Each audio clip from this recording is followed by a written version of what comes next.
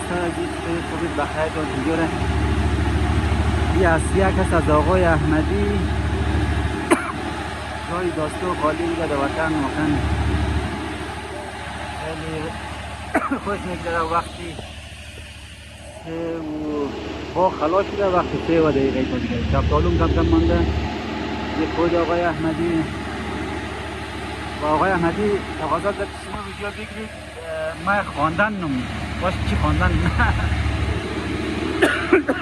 سرصدای اسیه به مخاطر شاید که صدا صحیح فهمدنش نه باش که آقای احمدی چی خواندن نه. آقای احمدی چطوره؟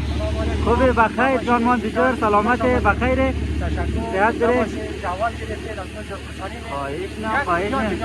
خواهش نه چطوره خنجای کاروبار چطوره خلاصیت چطوره؟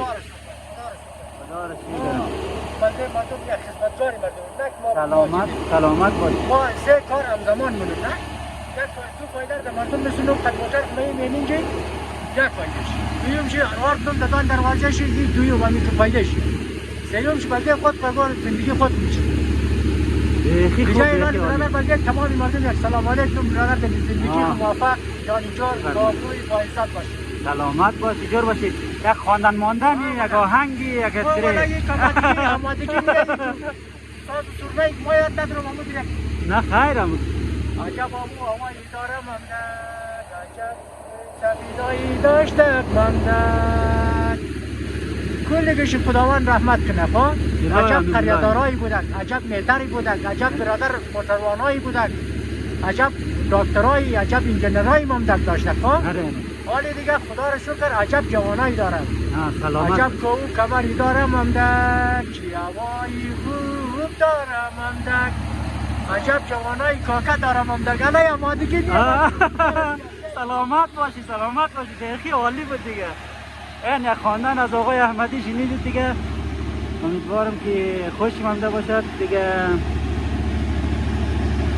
لاله من این داره و گندون دیگه دون انداز نده بول تا دیو آرد میشه دیگه نه یال دیگه و آسیای آوی خلاص شد آقای احمدی دیگه خلاص شد. حال دنیا دیگه رقم شد. دنیای نسبت تکنولوژی در افغانستان اینجوری تر پورا چیز نیست نیمه دیگه دقیقاً حال یعنی آسیا جور شده برادر آسیا ما دادن دروازه با مردم آسیا آوی بود دبله خر بار میکرد در پشت میگرد نوبت میگرد اون کسایی که از گینای مفهمه دقیقاً باید تک باشگانی ممدد سلام میگیم دیگه زنده باشید از جملهشون برادر جان دیگر اگر یکا بگیم که تذکرهشون پیشون بیاد از برادرای برگتاز پاسیگردو خلیفه صادق از یا برادر دوستانی رئیس عبدالسعید دوستانی برادر خدا رحمت کنه قریادار شهید قریادار برادر جان عزیزم کلگیشم برادر جان از رضا که ممدد بلگیشم سلام میگیم زنده باشین بخیر باشین وقت خوش باشین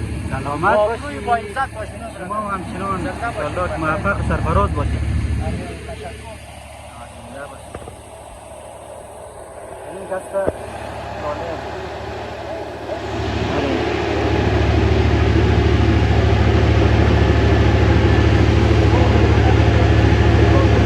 ساله چطوری؟ جان جره بخیر سلامتی؟ چطور بود حاصلات امسال؟ گندم چطور بود؟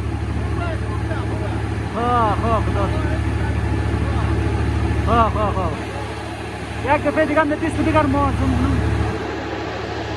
نام خدا خیلی خوب خیلی عالی بسیار خوب دیگه. خانه از ما